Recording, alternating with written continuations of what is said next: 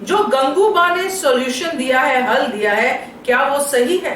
नमस्कार दोस्तों, स्वागत करती हूँ आपका आपके अपने चैनल हंग्री स्पिरिट्स में। हंग्री स्पिरिट्स देख रहे सारे दर्शकों का मैं अंजू शर्मा दिल से स्वागत करती हूँ। तो गंगूबा धन धनाते हुए कमरे में आते हैं और आते ही अपना फैसला सुना देते हैं, इनफैक्ट हुक्म सुना देते हैं कि ये करो, रेनू को चोंडीगांव वापस भेज दो। कोई भी इसके बाद कुछ नहीं बोलता है। सबके ऐसे एक्सप्रेशन होते हैं कि ये क्या बोल दिया, ये क्या कह रहे हैं गंगूबा। समझदार इंसान है मगर ये बोल क्या रहे हैं। सबके मन में यही सवाल था जो हम समझ सकते हैं। तो ये जो हल उन्होंने निकाला, ये कहां से निकाला? कोई कंसर्न से निकाला, डर से निकाला, या क्या था? और इस हल के पीछे क्या भलाई है? ये सारी बातें इसी चर्चा में होंगी, इसी वीडियो में होंगी। मगर पहले वही गुजारिश, जिन्होंने अभी तक चैनल को सब्सक्राइब नहीं किया है कर लीजिए। साथ में दोस्तों बेल आइकन दबाइएगा ताकि आपको हमारे वीडियोस के नोटिफिकेशन मिलते रहे। अब गंगूबा जिस तरह से आके हुक्म सुनाते हैं वो इसीलिए था कि अहिल्या यहाँ पे रुक जाए।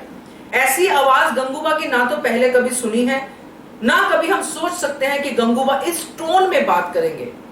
गंगूबा जिनको हम बढ़िया मानते हैं, सलाहकार मानते हैं, हाँ ये जरूर है कि उनके पास कोई अच्छी सलाह होती नहीं है अच्छी, जिसको हम समझे कि बड़ी अच्छी सलाह दी है। और ना ही कभी मल्हार सरकार ने उनकी जब बहुत ज्यादा जरूरत थी सलाह की, तब उन्होंने उनकी सलाह को माना हो। तो गंगूबा अच्छे दोस्त है मल्हार सरकार के और अच्छे पद पर है दरबार में। वो इंसान जिसकी आवाज हमने जब अहिल्या और खंडेराव बच्चे थे तब भी इतनी ऊंची नहीं सुनी थी, वो गंगूबा आके ऊंची ऊंची आवाज में अपने राजा के सामने, यानी कि जो युवराज हैं, जो आने वाले राजा हैं, बनने वाले हैं, उनके सामने, अपनी भावी रानी के सामने, जो 10 दिन की रानी बन भी चुकी है, दरबार में आपसे ऊपर के ओहदे में बैठ भी चुकी है, उनके सामने इतनी ऊंची आवाज में बात करते हैं। और साथ में जो हल है उनका, उस पर भी बात करते हैं। ये हल देते हैं कि चोंडीगांव वापस भेज दो रेनू को। तो क्या उनको ये समझ में नहीं आता है कि अगर चोंडीगांव रेनू को वापस भेज देंगे, वहां क्या लोग रेनू को छोड़ेंगे? वहां पे तो इससे भी बुरा व्यवहार करेंगे।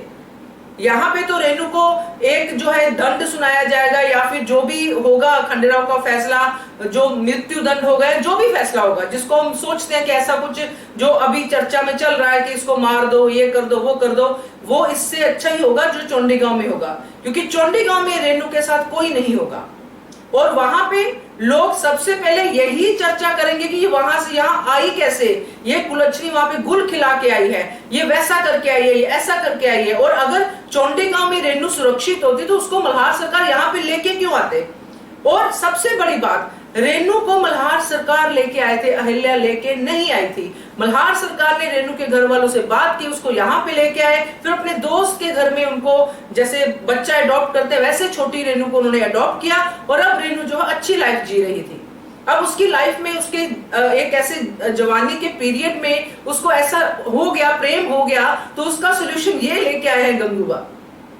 हैरानी होती है दोस्तों की ऐसे लोग जो अपनी जो दिल की बात है उसको इस तरह से कहते हैं। आप साफ साफ कहो कि आपको प्रॉब्लम है स्त्रियों के ऐसे तरक्की करने से, बोलो ना साफ साफ। क्यों नहीं बोल पाए गंगूबा? इस तरह से आप बोल रहे हो, आप डरे हुए हो आचार्य जी से, उनकी धमकी से डरे हुए हो। आप कहते हो कि आप कंसर्न दिखाते हो, आपको वाड़े का कंसर्न है, आपको होलकर परिवार का कंसर्न है। तो होलकर परिवार कोई आम परिवार थोड़ी है, राजाओं का परिवार है और राजघराने का परिवार है, जिनके ऊपर ऐसी मुसीबतें आती ही रहती हैं। तो क्या वो इतने डरे हुए, इतने डरपोक परिवार के लोग हैं कि ऐसी बातों को हैंडल नहीं कर सकते? बड़ा अफसोस हुआ दोस्तों गंगूबा का ये सॉल्यूशन सुन के। मैंने इसलिए ये आपको सैटरडे को या संडे को या फ्राइडे को ये वीडियो नहीं बनाई, क्योंकि मैंने सुना था, क्योंकि कमिंग अप में ये सुना था, मुझे लगा कि इसको मैं पूरा देखूंगी कि गंगूबा का कहने का मतलब क्या है। क्योंकि गंगूबा काफी ठीक ठाक बातें कई बार कर लेते हैं, मगर यहाँ पे इन्होंने ये बात कही है तो क्यों कही है। तो इसलिए आज इस एपिसोड में मैंने जब पूरा देखा तो मुझे समझ में आया कि गंगूबा इतना डरपोक हो गए हैं कि उनको ये लग रहा है कि अगर हम ये बात आचार्य की, धर्मपीठ के लोगों की नहीं मानेंगे तो यहाँ पे सर्वनाश हो जाएगा।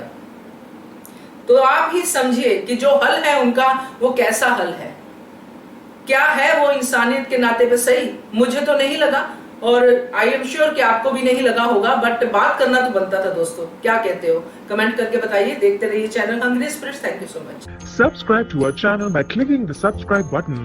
Click the bell button and enjoy the latest uploads from our channel.